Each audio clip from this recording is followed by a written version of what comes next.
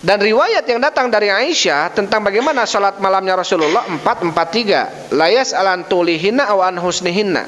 Jangan bertanya tentang bagusnya dan panjangnya salat Rasulullah. 443.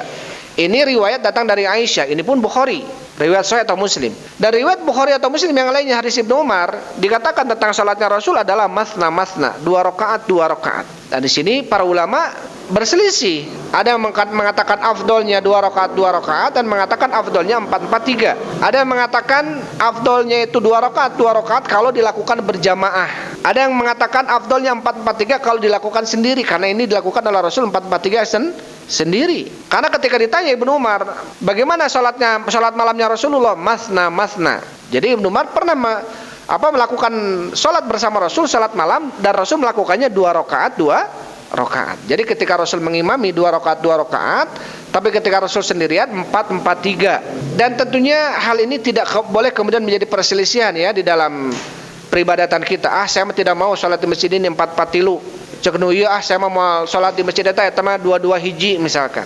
Ini semuanya ada dalilnya, semuanya boleh dilakukan. Semuanya boleh dilakukan.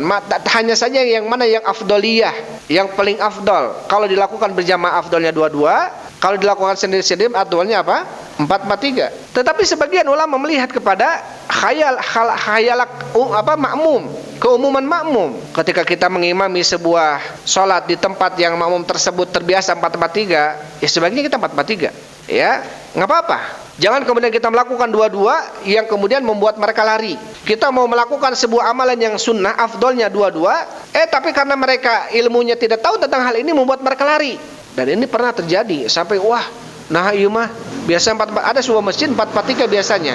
Terus diimami oleh orang yang masya Allah kenal sunnah, dia berilmu masya Allah.